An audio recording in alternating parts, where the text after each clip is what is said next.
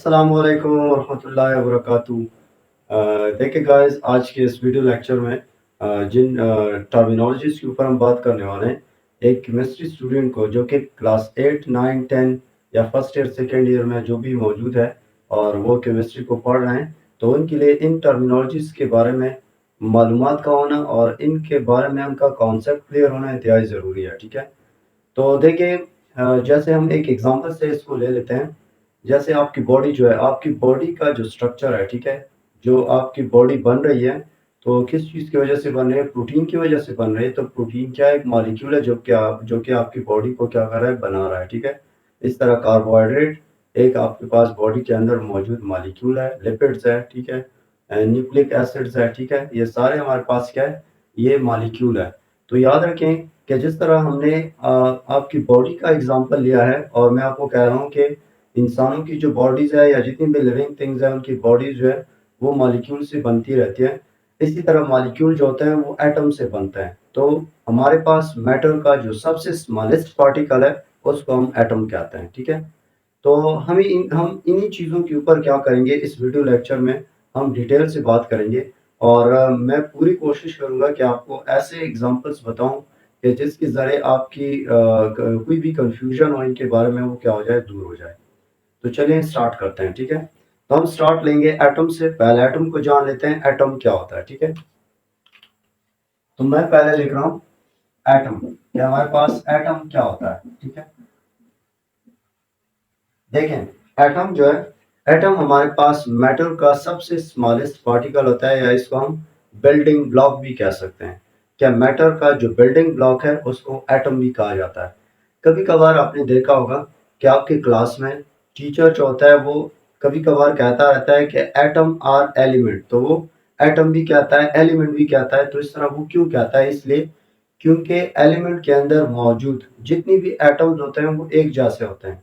यानी अगर मैं क्या कर रहा हूँ, अगर मैं आयरन एलिमेंट की बात कर रहा हूँ, ठीक है? फॉर एग्जांपल मैं कह रहा हूँ कि हमारे पास एक एलिमेंट है आयरन। तो इस आयरन एलिमेंट के अंदर क्या होते हैं? आयरन के एटम्स मौजूद होते हैं, ठीक है? जैसे ले लें कि ये एक आयरन एलिमेंट है और इस आयरन एलिमेंट के अंदर ये सारे क्या है? आयरन के एटम्स है जो कि हर लिहाज से एक जैसे हैं। तो प्रीवियस जो लेक्चर्स हम ले चुके हैं उसमें आपको अंदाजा भी हो गया होगा कि मैं आपको बता चुका हूं कि एलिमेंट के अंदर आइडेंटिकल एटम्स मौजूद होते हैं। यानी मैं आपको ये बता चुका हूं कि एक एलिमेंट जो बनता है वो एक जैसे एटमों से मिलकर बनता है। तो इस आयरन एलिमेंट के अंदर एक जैसे एटम्स जो होते हैं वो मौजूद होते हैं। यानी अगर मैं कहूं क्या ये एटम जो है, इस एटम का, इस आयरन एटम का अगर हमारे पास एटॉमिक नंबर है 26, ठीक है? तो इसका भी 26 होगा, ठीक है? इसका भी 26 होगा, इसका भी 26 होगा, इसका भी 26 और इसका भी 26। तो सबके एटॉमिक नंबर क्या होंगे? एक जैसे होंगे और सबके एटॉमिक मासेस भी एक जैसे होंगे, सही है? तो याद रखें, हम कहते रहते हैं कि हमारे पास आयरन एलिमेंट का एटॉमिक नंबर क्या होता है? 26। वो इसलिए कहते हैं क्योंकि इस आयरन एलिमेंट के अंदर मौजूद जितने भी एटम्स होते हैं, सब सारे एटम्स का एटॉमिक नंबर 26 होता है। तो याद रखें, हमारे पास same type of atoms combine होके क्या करते हैं? एक एलिमेंट को बनाते हैं। तो इसलिए एटम और एलिमेंट में कोई फर्क नहीं है, ठीक है? तो हम ये कह सकते हैं कि इनमें ज्यादा कुछ फर्क नहीं है। सिर्फ हमारे पास जो एलिमेंट होता है वो थोड़ा बड़ा होता है और उसके अंदर मौजूद छोटे छोटे पार्टिकल्स होते हैं जिनको हम एटम्स कहते हैं, ठीक है? तो एटम की डिफिनीशन लिख लेते हैं कि एटम को हम डिफाइन कैसे करेंगे। तो मैं उसकी डिफिनीशन आपको लिखवा देता हूँ कि the smallest particle of matter, या आप ये भी लिख सकते हो the smallest neutral particle of matter, neutral particle of matter which can which can which can take part which can take part in a chemical reaction, take part in a chemical reaction as known as atom, ठीक है? यानी matter का वो smallest neutral particle जो कि किसी chemical reaction के अंदर क्या कर सकता है, हिस्सा ले सकता है। ठीक है, जैसे एग्जांपल के तौर पे फॉर एग्जांपल हमारे पास है 2Na plus Cl2 combine together to form 2NaCl। इस एग्जांपल में आप देख सकते हो क्या सोडियम क्या है, वो एक मेटल है, सॉरी मेटल तो है ऑलरेडी हमारे पास, ये एक अल्कली मेटल है, लेकिन असल में ये क्या है, हमारे पास एटम है। ठीक है, ये हमारे पास सोडियम के एटम्स क्या कर रहे हैं, क्लोरीन के एटम्स के साथ केमिकली कंबाइन हो रहे हैं और एक कंपाउंड को तैयार कर रहे हैं। तो यहाँ से आपको एक और भी आइडिया मिल गया होगा कि हमारे पास जो एटम्स होते हैं, एलिमेंट्स के एटम्स एक दूसरे के साथ केमिकली कंबाइन होकर क्या करते हैं, एक कंपाउंड को तैयार करते रहते हैं। ठीक है, तो अब ये देखना है कि हमारे पास एटम तो हम जान चुके हैं कि एटम मैटर का सबसे स्मॉलेस्ट न्यूट्रल पार्टिकल होता है, जो कि किसी केमिकल रिएक्शन के अंदर क्या करता है, हिस्सा लेता रहता है और जिनकी वजह से हमारे पास केमिकल रिएक्शन चलते रहते हैं। अब आप अपनी इर्द गिर्द आपकी सराउंडिंग में और आपकी बॉडीज के अंदर मुख्तलिफ किस्म के केमिकल रिएक्शंस हो रहे हैं और उन केमिकल रिएक्शंस के अंदर मौजूद क्या है, उन केमिकल रिएक्शंस के अंदर मॉलिक्यूल्स मौजूद हैं और उन मॉलिक्यूल्स के अंदर फिर एटम्स मौजूद होते हैं। तो यहाँ पे हम लिख सकते हैं, मैं आपको एक डायग्राम से ये शो करवा सकता हूँ कि जो हमारे पास मैटर होता है, मैटर बनता है मॉलिक्यूल से, मॉलिक्यूल्स। ठीक है, और उन मॉलिक्यूल्स को बनाने वाले क्या होते हैं, छोटे छोटे पार्टिकल्स होते हैं जिनको हम एटम्स कहते हैं। ठीक है, तो आई होप यहाँ तक आपकी जो कंफ्यूजन होगी या जो भी आपके मसाइल होंगे, प्रॉब्लम होंगे, यहाँ तक आई थिंक आप वो सारे प्रॉब्लम हल हो गए होंगे। अब इसके बाद हम देख लेते हैं कि मॉलिक्यूल क्या होते हैं। तो अभी हम मॉलिक्यूल के ऊपर बात करेंगे। सही है, देखिए मॉलिक्यूल्स को डिस्कस करने से पहले मैं आपको बता देता हूँ कि एटम्स के एग्जांपल्स क्या क्या है। जैसे आपके पीरियोडिक टेबल में जितनी भी एलिमेंट्स मौजूद है, उन सारे एलिमेंट्स को आप एटम्स भी कह सकते हो। इसका मतलब है कि अगर आपके पास जैसे हाइड्रोजन है, तो हाइड्रोजन एक एलिमेंट है और इस एलिमेंट के अंदर क्या होते हैं, हाइड्रोजन के एटम्स मौजूद होते हैं। तो अभी मैं आपको बता चुका हूँ, ये चीज क्लियर करवा चुका हूँ कि हमारे पास किसी एलिमेंट के अंदर सेम टाइप ऑफ एटम्स मौजूद होते हैं, जिनका जो जो सिंबल एलिमेंट का होता है वही सिंबल हम एटम के लिए भी लिखते हैं। और जो एटॉमिक नंबर और एटॉमिक मास एलिमेंट का होता है, सेम एटॉमिक नंबर और एटॉमिक मास हमारे पास उस एटम का भी होता है। तो इसलिए आप एलिमेंट का हो या एटम का हो, एक ही चीज है। ज्यादातर स्टूडेंट्स इस चीज के अंदर क्या होते हैं, बहुत ज्यादा कंफ्यूज रहते हैं कि एलिमेंट है या एटम है। ठीक है, अच्छा, तो याद रखें हमारे पास पीरियोडिक टेबल में हाइड्रोजन है, हीलियम है, ये भी एक एटम है। ठीक है, सोडियम एक एटम है, कैल्शियम एक एटम है, मैग्नीशियम एक एटम है, क्लोरीन एक एटम है अगर सिंगल फॉर्म में है। ठीक है, इस तरह हमारे पास फ्लोरीन एक एटम है, ब्रोमीन एक एटम है, हीलियम एक एटम है। ठीक है, इस तरह हमारे पास बहुत सारे हैं, लिथियम एक एटम है। तो याद रखें जितनी भी आपके पास पीरियोडिक टेबल में एलिमेंट्स हैं, तो वो सारे क्या है, वो एटम्स भी हैं। तो जिस तरह हम कहते रहते हैं कि हमारे पास पीरियोडिक टेबल में 118 एलिमेंट्स है, तो इस तरह हमारे पास एटम्स की तादाद भी 118 है और हमारे पास 118 एटम्स भी मौजूद है, जो कि आप पीरियोडिक टेबल के अंदर देख सकते हो। सही है, अच्छा, अब हमारे पास कुछ एटम्स ऐसे हैं जो कि फ्रीली या सिंगल फॉर्म में एग्जिस्ट कर लेते हैं और कुछ एटम्स ऐसे हैं जो कि नहीं कर सकते। नेचर के अंदर वो फ्री स्टेट में एग्जिस्ट नहीं कर लेते, यानी अकेले अकेले हालत में वो नहीं रह सकते। तो ऐसे बहुत हमारे पास कम एटम्स है जो कि क्या कर सकते हैं, सिंगल स्टेट में वो एग्जिस्ट कर लेते हैं। जैसे नोबल गैसेस हैं, तो आप देख सकते हो कि नोबल गैसेस जो है उनको हम मोनो एटॉमिक मॉलिक्यूल्स भी कहते हैं, क्योंकि वो एक ही एटम से बने होते हैं। तो वो हमारे पास सारे के सारे जो है, वो हमारे पास किसी दूसरे एटम्स के साथ वो क्या इंटरेक्शन नहीं करते, केमिकल बॉन्ड्स नहीं बनाते, क्योंकि ऑलरेडी वो ज़्यादा स्टेबल है। तो इसलिए हमारे पास वो सिंगल स्टेट में एग्जिस्ट कर सकते हैं। नोबल गैसेस के अलावा बाकी जितनी भी हमारे पास एटम्स हैं या एलिमेंट्स हैं, अभी बता चुका हूँ ना कि एलिमेंट्स को हम एटम्स भी कहते हैं। तो बाकी जितनी भी हमारे पास एटम्स है वो क्या करते हैं, वो कंबाइंड स्टेट में मीन्स के वो कंपाउंड की फॉर्म में हमारे पास अर्थ क्रस्ट के अंदर मौजूद रहते हैं, जिनको हम मिनरल्स कहते हैं। तो ये चीज़ भी आपके माइंड में मौजूद होनी चाहिए कि हमारे पास बहुत कम ऐसे एटम्स है जो कि क्या करते हैं, सिंगल स्टेट में एग्जिस्ट कर लेते हैं, जबकि मेजॉरिटी हमारे पास जो एटम्स होते हैं, मेजॉरिटी ऑफ द एटम्स वो कंबाइंड स्टेट में कंपाउंड की हालत में अर्थ क्रस्ट के अंदर मिनरल्स की फॉर्म में क्या करते हैं, हमें मिलते रहते हैं। ठीक है, जिनके हम बाद में क्या करते हैं, सफाई करके उनको एक्सट्रैक्ट करते हैं और उनको बाहर निकलवाते रहते हैं प्योर फॉर्म में। क्लियर है? अब हम आते हैं मॉलिक्यूल्स के ऊपर, बात कर लेते हैं मॉलिक्यूल्स क्या है। तो देखिए मॉलिक्यूल्स हमारे पास, याद रखें, जब same type of atoms combine होते हैं तो उनसे भी हमारे पास मॉलिक्यूल्स बन सकते हैं, या डिफरेंट टाइप ऑफ एटम्स जब कंबाइन होते हैं तो उनसे भी हमारे पास मॉलिक्यूल बन सकते हैं। लेकिन एक शर्त है कि अगर आपके पास कोई मॉलिक्यूल सेम एटम से बना है या डिफरेंट एटम से बना है, अगर वो नेचर में आजादाना तौर पे एग्जिस्ट कर सकता है, वो रह सकता है, तो उसको हम क्या कहेंगे, मॉलिक्यूल कहेंगे। जैसे for example carbon dioxide, carbon dioxide क्या है, एक मॉलिक्यूल है, क्योंकि ऑलरेडी हमें पता है हमारे बॉडी से जो गैस रिलीज होता, हम जो गैस रिलीज करते हैं, ठीक है, वो कौन सा गैस है, वो कार्बन डाइऑक्साइड गैस है। तो वो कार्बन डाइऑक्साइड गैस हमारे नेचर में क्या क्या है, मौजूद है, तो एग्जिस्ट कर रहा है ना, तो इस वजह से हम इसको मॉलिक्यूल कहते हैं। और आप देख सकते हो कि ये कार्बन डाइऑक्साइड जो है, ये आपके पास कितने एटम से बना है, ये आपके पास 3 एटम से बना है। ठीक है, तो याद रखें मॉलिक्यूल जो होता है, या मॉलिक्यूल दो या दो से ज्यादा सेम या डिफरेंट एटम से मिलके क्या करता है, बनता रहता है। अब मॉलिक्यूल्स की हम डिफिनीशन लिख लेते हैं। डिफिनीशन क्या है, डेफिनीशन,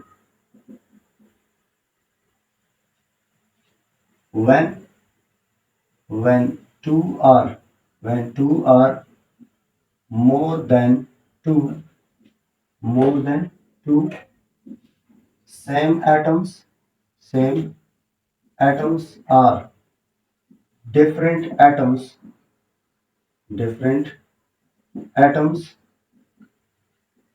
combined,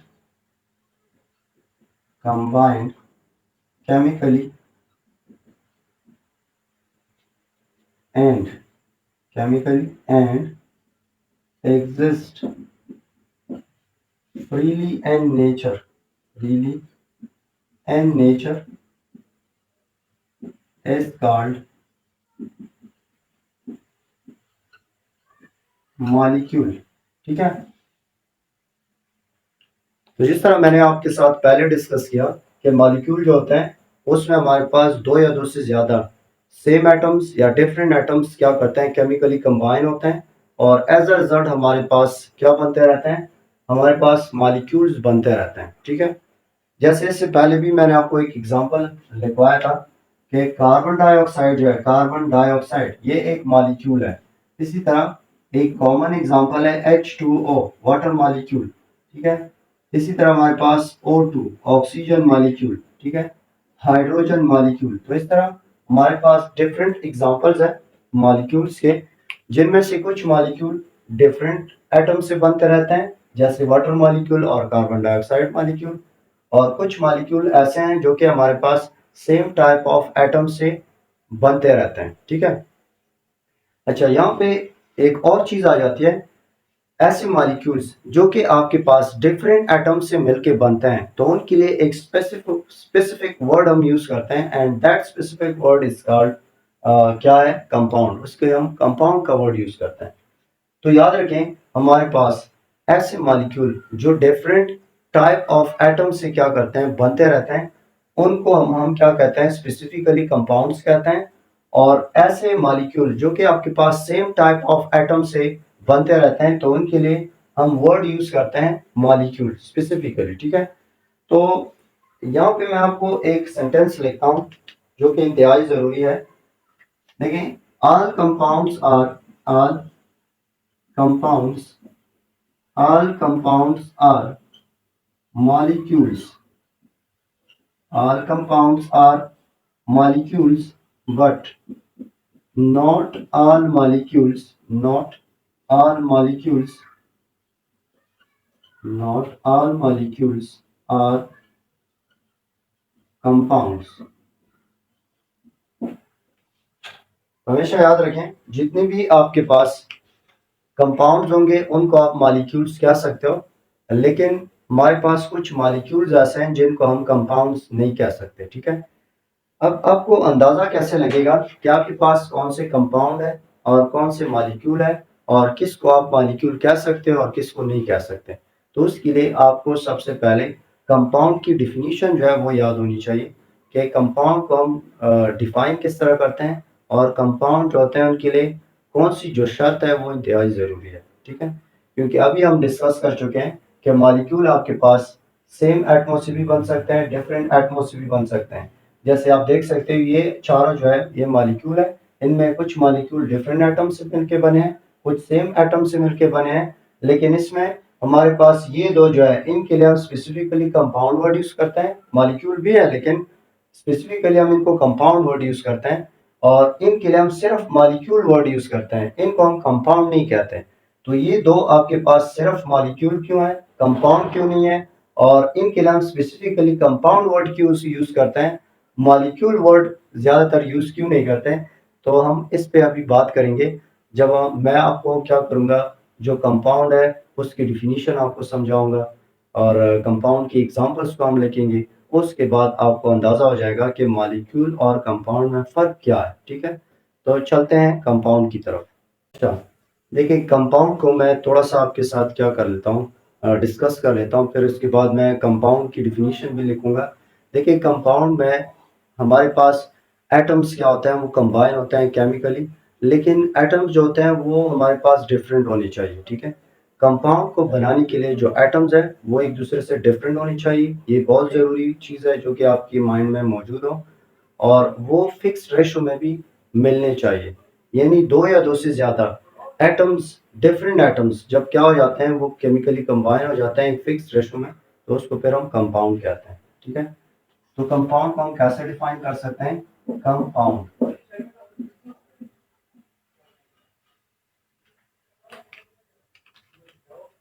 कंपाउंड को हम ऐसे डिफाइन कर सकते हैं कि when two are more than two different different elements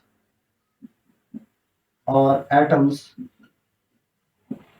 combined combined chemically in a fixed ratio।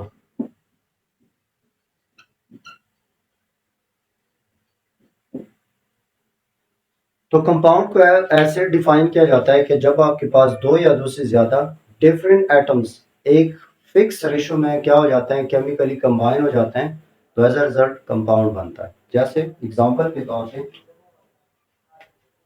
For example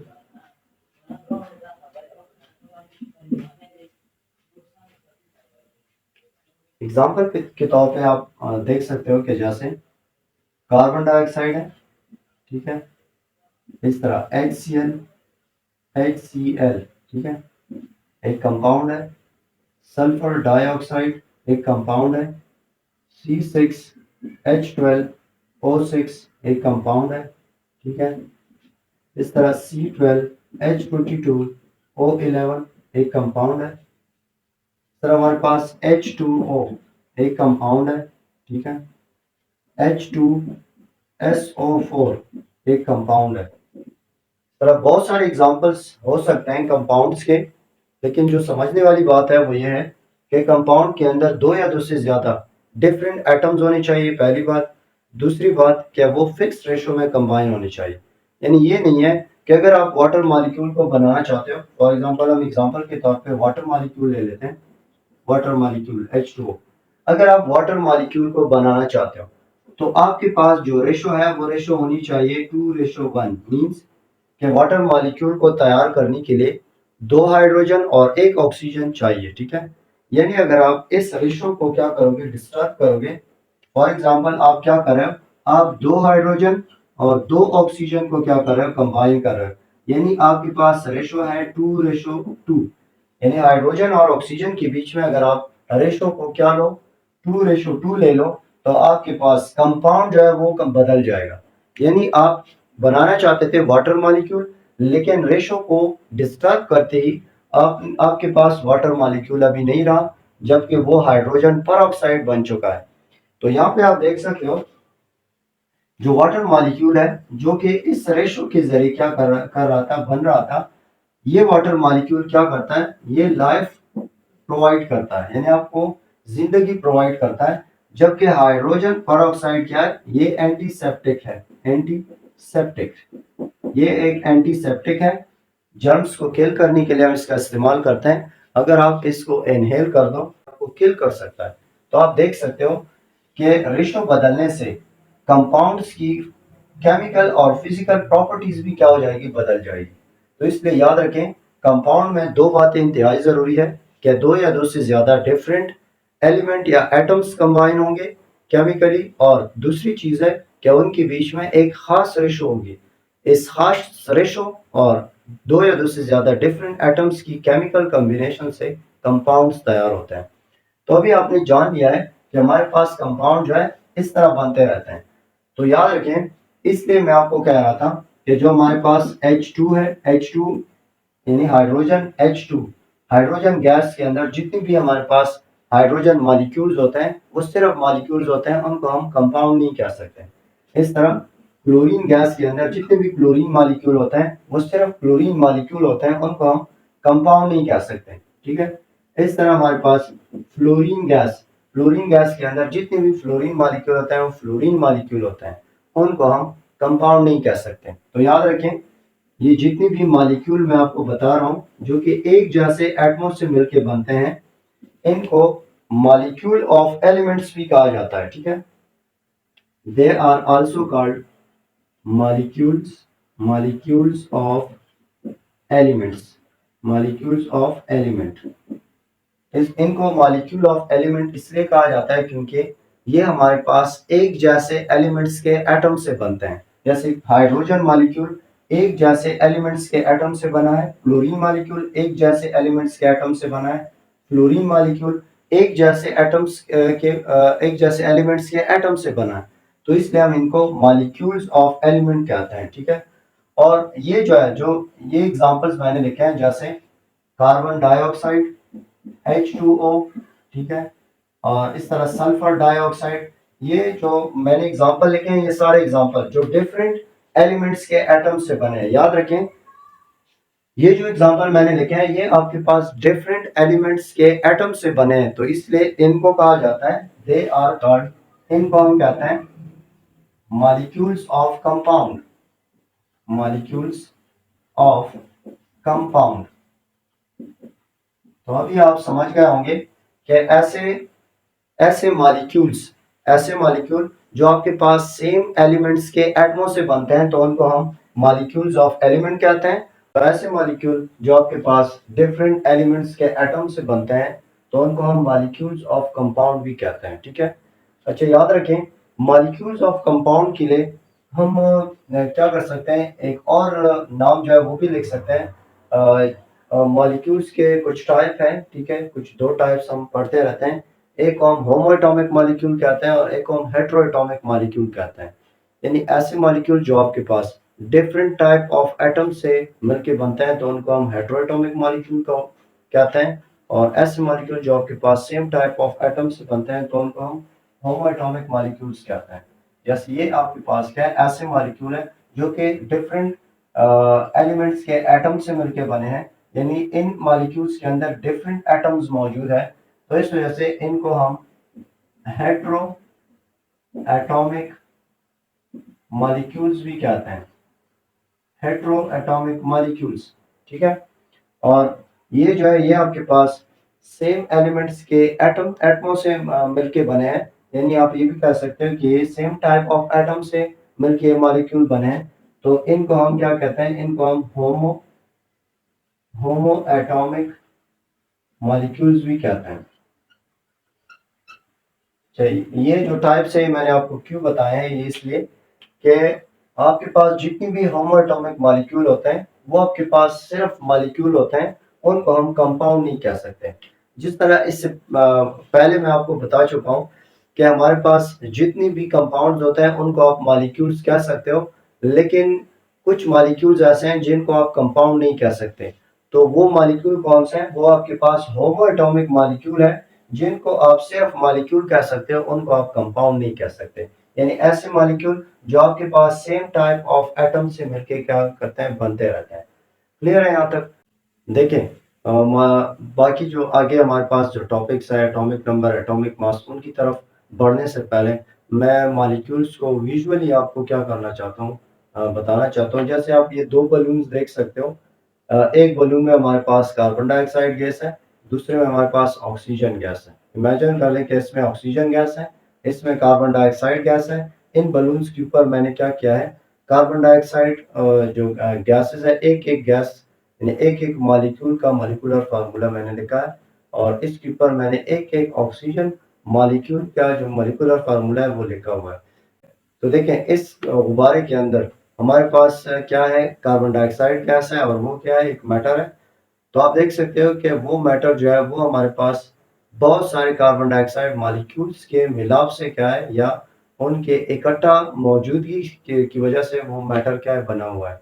इस तरह हमारे पास ये गैस का जो जो गुब्बारा है, इसमें हमारे पास ऑक्सीजन गैस है। तो और गैस क्या है, ऑक्सीजन गैस, वो एक मैटर है। तो ये मैटर जो है वो हमारे पास बहुत सारे ऑक्सीजन गैस के मॉलिक्यूल से बना हुआ है। ठीक है? तो इन एग्जांपल से आप समझ सकते हो कि हमारे पास जो मैटर होता है, मैटर हमारे पास बनता है या तो मॉलिक्यूल से, या फिर एटम से, या फिर आयन से। तो याद रखें, जो हम पार्टिकल्स की बात करते हैं कि मैटर जो होता है वो टाइनी पार्टिकल्स से बना होता है। तो वो टाइनी पार्टिकल्स एटम्स भी हो सकते हैं, मॉलिक्यूल्स भी हो सकते हैं, और आयंस भी हो सकते हैं। जैसे साल्ट जो है, साल्ट नमक जो है, जो आपके घरों में मौजूद है, एक आयनिक कंपाउंड है। तो वो आयनिक कंपाउंड आयन से बनता है, जिसमें सोडियम आयन और क्लोराइड आयन होते हैं। ठीक है? जैसे ये दो एग्जांपल आप देख लो, ये गैसेस है, carbon dioxide gas and oxygen gas. जो दोनों गैसेस हैं ये मॉलिक्यूल्स की वजह से बने हैं। ठीक है? इसमें कार्बन डाइऑक्साइड के बहुत सारे मॉलिक्यूल्स हैं, इसमें ऑक्सीजन के बहुत सारे मॉलिक्यूल्स मौजूद है। इस तरह वाटर एक एग्जांपल है। एक गिलास पानी के अंदर हमारे पास वाटर के बिलियन ऑफ मॉलिक्यूल्स, करोड़ों मॉलिक्यूल्स मौजूद होते हैं एक साथ। ठीक है? तो इस तरह याद रखें कि हमारे पास जो मैटर है वो डिफरेंट पार्टिकल से बनता है। वो पार्टिकल एटम्स भी हो सकते हैं, मॉलिक्यूल्स भी हो सकते हैं, और आयंस भी हो सकते हैं। तो जब आयंस की बात आ गई है तो हम आयन को भी डिस्कस कर लेते हैं कि आयन क्या होता है। ठीक है? तो चले आयन पे बात करते हैं कि आयन क्या होता है। व्हाट इज आयन या आयंस? ठीक है? देखिए, आयन जो है, आमतौर पे हमारे पास जो एटम होता है, atom as a neutral particle, आमतौर पे एटम जो होता है वो एक न्यूट्रल पार्टिकल होता है। सेम हमारे पास molecule is also a neutral particle. जिस तरह हमारे पास एक एटम न्यूट्रल होता है, सेम हमारे पास एक मॉलिक्यूल भी न्यूट्रल होता है। ठीक है? तो याद रखें, जब एटम जो है वो न्यूट्रल होता है, तो इसका मतलब क्या है कि वो कब न्यूट्रल होगा, जब उसमें हमारे पास प्रोटॉन की तादाद और इलेक्ट्रॉन की तादाद, मींस पॉजिटिव चार्ज और नेगेटिव चार्ज बराबर होंगे। जैसे हम कहते रहते हैं कि अगर हमारे पास 3 पॉजिटिव चार्जेस है और 3 नेगेटिव चार्जेस है, तो ये 3 पॉजिटिव चार्जेस, 3 नेगेटिव चार्जेस क्या करेंगे, एक दूसरे को कैंसिल करेंगे, और एज अ होल हमारे पास चार्ज क्या आएगा, जीरो चार्ज। और जीरो चार्ज को हम क्या कहते हैं, न्यूट्रल कहते हैं। ठीक है? एग्जाम्पल के तौर पे, फॉर एग्जाम्पल हमारे पास सोडियम है। सोडियम के न्यूक्लियस में हमारे पास होते हैं 11 प्रोटॉन। ठीक है? और इसके शेल में हमारे पास 11 इलेक्ट्रॉन होते हैं। जैसे पहले शेल में इसके 2 इलेक्ट्रॉन है, दूसरे शेल के अंदर सोडियम के दूसरे शेल में 8 इलेक्ट्रॉन होते हैं, 8 इलेक्ट्रॉन। ठीक है?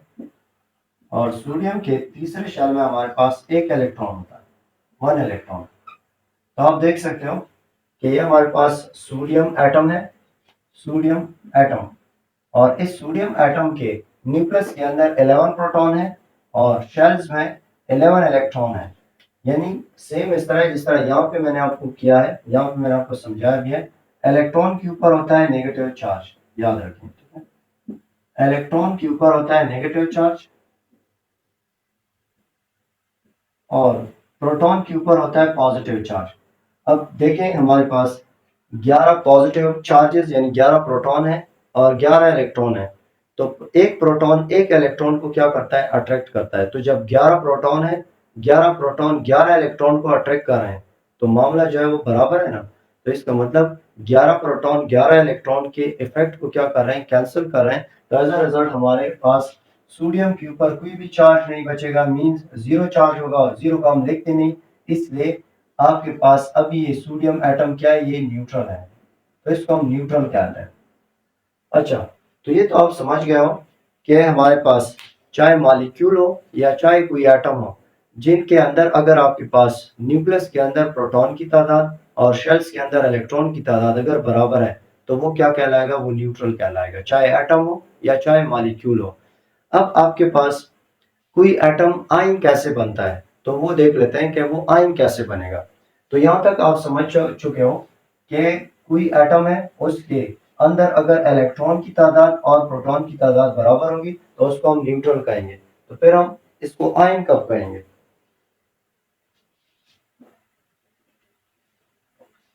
देखें हम एग्जाम्पल के तौर पे इसी सोडियम एटम को ले लेते हैं और इसको आयन में क्या करते हैं, बदल देते हैं कि इस ये जो है सोडियम एटम से आयन कैसे बनेगा। देखें इसके वैलेंस शेल में ये एक इलेक्ट्रॉन है, ठीक है। याद रखें हमारे पास दो तरह की रूल है, एक है डुप्लेट रूल और एक होता है ऑक्टेट रूल। डुप्लेट रूल ये कहता है कि कोई एटम जो है वो अपने वैलेंस शेल में, जो उसका वैलेंस शेल होगा, जैसे डुप्लेट रूल वो कब ओबे करेगा, जब उसका वैलेंस शेल कैश शेल होगा। तो याद रखें अगर कोई एटम है और उसका वैलेंस शेल कैश शेल है और वो उसमें दो इलेक्ट्रॉन पूरा करना चाहता है या पूरा कर रहा है, या उसमें वो दो इलेक्ट्रॉन पूरा कर लेता है, तो इसका मतलब है कि उसने डुप्लेट रूल ओबे कर लिया है, सही है।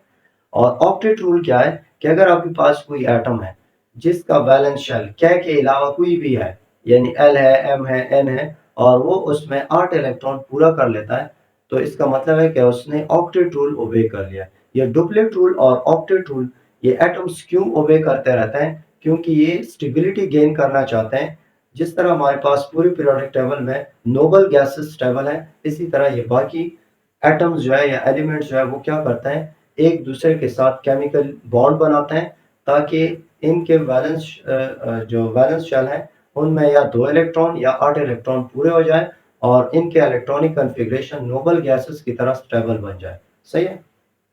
अच्छा, अब हमारे पास सोडियम के वैलेंस शेल में एक इलेक्ट्रॉन है, तो ये मजीद साथ ले नहीं सकता, इसलिए ये क्या करेगा, ये इस एक इलेक्ट्रॉन को जब लॉस करेगा, ठीक है, तो ये जैसे ही इस एक इलेक्ट्रॉन को लॉस करता है, तो लॉस करते ही ये जो इलेक्ट्रॉन जब चला जाता है, ये इलेक्ट्रॉन जब चला जाएगा तो इसका ये वाला शेल जो है, ये इलेक्ट्रॉन चला गया है तो ये वाला शेल भी हट जाएगा।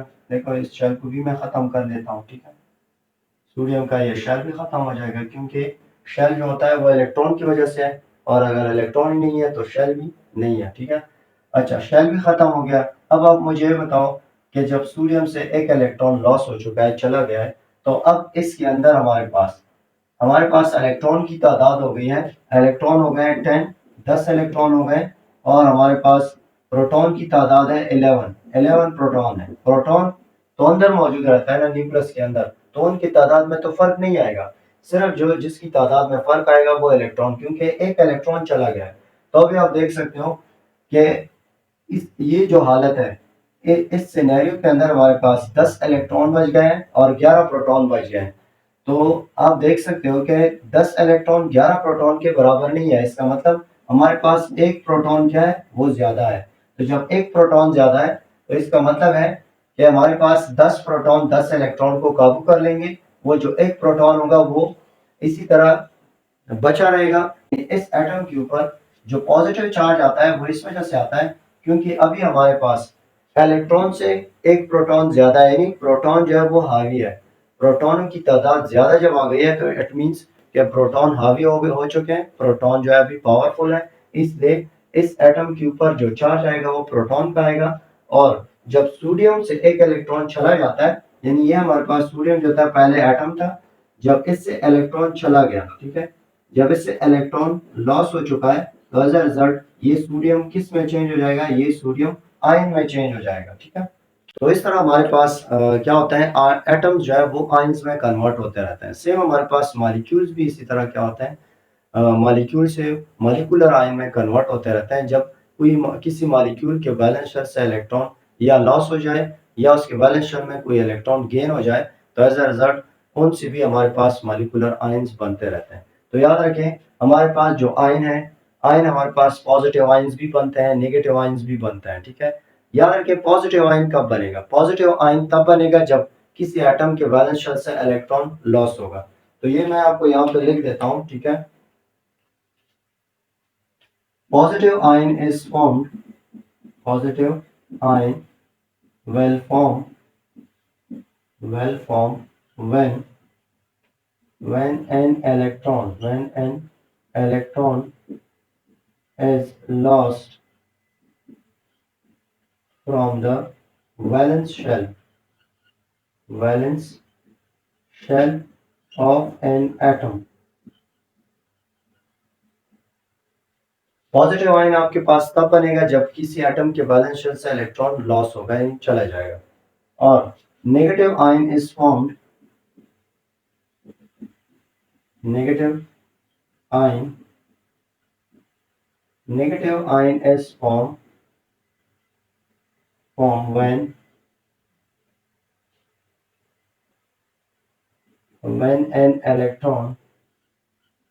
an electron is gained in the valence shell of an atom। तो नेगेटिव आयन आपके पास तब बनेगा जब किसी एटम के वैलेंस शेल में इलेक्ट्रॉन गेन होगा या इलेक्ट्रॉन एड होगा, ठीक है। जैसे ये जो नेगेटिव आयन है ये कैसे बनता है इसका भी हम यहाँ पे एग्जांपल ले लेते हैं ताकि आपको अच्छी तरह समझ आ जाए। अच्छा देखें नेगेटिव आयन के लिए जो एग्जांपल है, जैसे क्लोरीन जो है, क्लोरीन के वैलेंस शेल में हमारे पास क्या होता है, क्लोरीन का हमारे पास जो इलेक्ट्रॉनिक कॉन्फ़िगरेशन होता है वो होता है 287, ये इसका इलेक्ट्रॉनिक कॉन्फ़िगरेशन है, ठीक है। तो आप देख सकते हैं 2 8 10 और 17 क्लोरीन के का एटॉमिक नंबर होता है 17 और इसके वैलेंस शेल में हमारे पास 7 इलेक्ट्रॉन है। तो ऑक्टेट रूल ओबे करने के लिए इसको एक इलेक्ट्रॉन की जरूरत है। तो ये एक इलेक्ट्रॉन क्या कर लेता है, बाहर से गेन करता है, जिसकी वजह से ये क्या हो जाता है, ये आयन में कन्वर्ट होता है और उस आयन को हम नेगेटिव आयन कहते हैं। तो मैं इसका स्ट्रक्चर लिख लेता हूँ। फॉर एग्जांपल ये आपके पास क्लोरीन है, क्लोरीन के अंदर न्यूक्लियस के अंदर हमारे पास 17 प्रोटॉन होते हैं, ठीक है। ये इसका फर्स्ट शेल है, ये इसका सेकंड शेल है, ये इसका थर्ड शेल है, ठीक है। तो इसके पास भी 3 शेल होते हैं सोडियम की तरह, क्योंकि दोनों हमारे पास सेम पीरियड में मौजूद है। और आपको पता भी है कि पीरियड नंबर क्या करता है, वो आपको शेल्स की तादाद बताता रहता है। पीरियड नंबर से हमें शेल्स के बारे में पता चलता है किसी एटम के अंदर शेल्स कितने हैं, और ग्रुप नंबर हमें वैलेंस इलेक्ट्रॉन्स के बारे में बताता रहता है कि किसी एटम के वैलेंस शेल में कितने इलेक्ट्रॉन होंगे, ठीक है। तो क्लोरीन जो है वो आपके पास ग्रुप नंबर 7 में है, तो इसका मतलब इसके वैलेंस शेल में 7 इलेक्ट्रॉन होंगे, 1 3 5 और ये हो गए 7, ठीक है। इसके पास वैलेंस शेल में 7 इलेक्ट्रॉन है और इसके पहले शेल में 2 इलेक्ट्रॉन है, इसके दूसरे शेल में 8 इलेक्ट्रॉन है, ठीक है। अच्छा अभी आप देखो ये हमारे पास है क्लोरीन एटम के वैलेंस शेल में 7 इलेक्ट्रॉन है। तो जब ये क्या करता है, बाहर से एक इलेक्ट्रॉन गेन करता है, फॉर एग्जांपल एक इलेक्ट्रॉन है वो बाहर से आ गया और इसने क्या किया, उस एक इलेक्ट्रॉन को गेन कर लिया। जब इसने बाहर से एक इलेक्ट्रॉन गेन कर लिया तो अब इसके पास हमारे पास क्लोरीन के पास क्या है, 18 इलेक्ट्रॉन है, 18 इलेक्ट्रॉन्स और 17 प्रोटॉन्स है, ठीक है। तो अब प्रोटॉन से हमारे पास इलेक्ट्रॉन्स की तादाद क्या हो गई है, ज्यादा हो गई है। मींस के अब इस एटम के अंदर इलेक्ट्रॉन जो है वो हावी हो चुके हैं, उनकी तादाद ज्यादा हो चुकी है, जिसकी वजह से इसके ऊपर हमारे पास क्या आएगा, इसके ऊपर इलेक्ट्रॉन का चार्ज आएगा यानी नेगेटिव चार्ज। तो फिर आप क्या करोगे, आप क्लोरीन एटम है वो क्या करता है, जब क्लोरीन एटम एक इलेक्ट्रॉन गेन करता है तो एज अ रिजल्ट वो कन्वर्ट होता है क्लोरीन नेगेटिव आयन में, ठीक है। अच्छा अब आप समझ चुके हो कि पॉजिटिव आयन कैसे बनता है और नेगेटिव आयन कैसे बनता है और आयन क्या होता है। देखो आयन याद रखें, जब किसी एटम से इलेक्ट्रॉन लॉस हो जाए, कहां से लॉस होगा, वैलेंस शेल से। जब किसी एटम के वैलेंस शेल से इलेक्ट्रॉन या लॉस हो जाए या उसके वैलेंस शेल में इलेक्ट्रॉन गेन हो जाए तो इन दोनों हालतों में वो एटम एटम नहीं रहता, उसको हम आयन कहते हैं। और आयन दो तरह के होते हैं, एक पॉजिटिव आयन होता है, एक नेगेटिव आयन होता है, ठीक है। पॉजिटिव आयन कब बनता है? जब किसी एटम के वैलेंस शेल से इलेक्ट्रॉन चला जाता है। और नेगेटिव आयन कब बनता है? जब किसी एटम के वैलेंस शेल में इलेक्ट्रॉन गेन हो जाता है, ठीक है। और याद रखें, जो पॉजिटिव आयन है, पॉजिटिव आयन को पॉजिटिव आयन को हम कहते हैं, पॉजिटिव आयन को हम कहते हैं कैटायन। पॉजिटिव आयन को कैटायन कहा जाता है। और नेगेटिव आयन को एनायन कहा जाता है, एनायन। तो इस लिहाज से आपको अंदाजा हो गया होगा कि आयंस की टू टाइप्स है, ठीक है। एक टाइप है कैटायन और एक टाइप है एनायन, ठीक है। जैसे यहाँ पे आप देख सकते हो, क्लोरीन जो है इस पे नेगेटिव चार्ज है, तो इसलिए ये आपके पास क्या है? ये आपके पास एनायन है। और सोडियम पॉजिटिव, यानी सोडियम आयन जो है, ये हमारे पास क्या है? ये कैटायन है। कैटायन उस आयन को कहा जाता है जिसके ऊपर पॉजिटिव चार्ज होता है, और एनायन उस आयन को कहा जाता है जिसके ऊपर नेगेटिव चार्ज होता है, सही है। अच्छा, तो चले पार्टिकल डायग्राम के जरिए हम समझ लेते हैं कि अभी तक हमने एटम के बारे में, ठीक है, और molecule of element, molecule of compound, ठीक है, और मिक्सचर के बारे में हमने डिस्कस नहीं किया है, लेकिन प्रीवियस लेक्चर्स में हमने मिक्सचर को अच्छी तरह डिस्कस किया हुआ है कि मिक्सचर जो हमारे पास बनते हैं वो दो या दो से ज़्यादा एलिमेंट्स या सब्सटेंसेस के फिजिकल कम्बिनेशन से हमारे पास मिक्सचर तैयार होते रहते हैं। यानी जब दो या दो से ज़्यादा डिफरेंट सब्सटेंसेस फिजिकली कंबाइन होते हैं तो एज अ रिजल्ट हमारे पास मिक्सचर्स तैयार हो जाते हैं, ठीक है। जैसे पानी में आपने साल्ट डाला, साल्ट को पानी में डिजोल्व करते ही आपके पास एक मिक्सचर तैयार हो जाता है। या पानी में आपने चीनी डाली है, उसको डिजोल्व किया है, ये भी एक मिक्सचर है, सही है। अच्छा, जो पहला डायग्राम है इसमें आप देख सकते हो कि इसमें सारे के सारे डॉट्स एक जैसे नजर आ रहे हैं। तो इसका मतलब है कि जब सारे के सारे डॉट्स एक जैसे हैं तो ये एक डॉट एक एटम को रिप्रेजेंट कर रहा है। तो इसका मतलब आपके पास ये पूरी की पूरी जो चीज है ये एक जैसे एटमों से बनी है।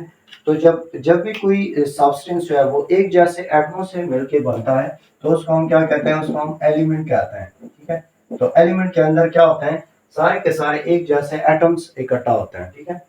यहाँ पे आप देख सकते हो आपके पास एक जैसे एटम्स है लेकिन वो केमिकली कंबाइन है। जब एक जैसे एटम्स केमिकली कंबाइन होते हैं तो उनके लिए हम वर्ड यूज करते हैं molecule of element, molecule of element, ठीक है। यानी हमारे पास ये ऐसे मॉलिक्यूल है जो कि सेम एलिमेंट्स के एटम से बने हुए हैं। तो सेम एलिमेंट्स के एटम से बने हुए मॉलिक्यूल्स को मॉलिक्यूल ऑफ एलिमेंट भी कहा जाता है। या इसके लिए दूसरा वर्ड मैंने लिखा था, अगर आपको याद हो, हमने लिखा था होमो एटॉमिक मॉलिक्यूल्स, ठीक है। अच्छा, अब यहाँ पे आप जरा इधर आओ। यहाँ पे आपको दिखाई दे रहा होगा कि इसमें एक रेड डॉट है और दो आपके पास ब्लैक डॉट है। तो ये आपके पास ये जो ब्लैक डॉट है ये दो हाइड्रोजन एटम है, और ये जो रेड डॉट है ये आपके पास ऑक्सीजन है। मैंने कलर से इनको डिफरेंट किया है। तो ये ऑक्सीजन और दो हाइड्रोजन आपस में कंबाइन हुए हैं, केमिकली कंबाइन है, और इनसे आपके पास क्या बना है? वाटर मॉलिक्यूल बना है। और मैंने आपको ये भी कहा था कि जब आपके पास डिफरेंट एलिमेंट्स के एटम्स केमिकली कंबाइन होते हैं तो उनके लिए स्पेसिफिकली हम कंपाउंड का वर्ड यूज करते हैं। तो आप देख सकते हो कि ये सारे क्या है?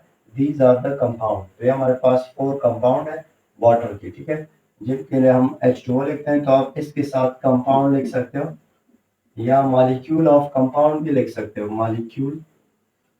मॉलिक्यूल ऑफ कंपाउंड, ठीक है। अच्छा, आप इधर आओ। इधर इस ग्राफ डायग्राम में आपको नजर आ रहा होगा कि ये आपके पास क्या है? ये आपके पास वाटर मॉलिक्यूल है, कंपाउंड है।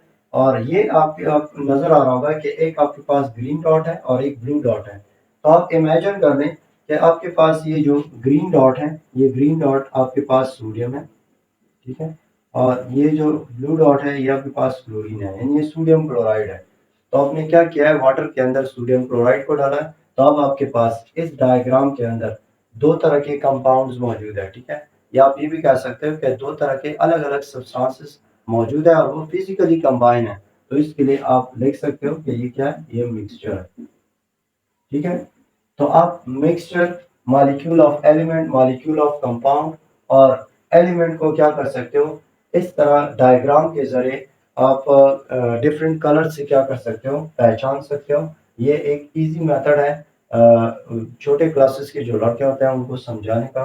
तो इसलिए मैंने आपके साथ ये भी शेयर किया ताकि जिनको अगर थोड़ी-सी भी कन्फ्यूज़न हो तो वो भी दूर हो जाएगी इसके साथ, ठीक है?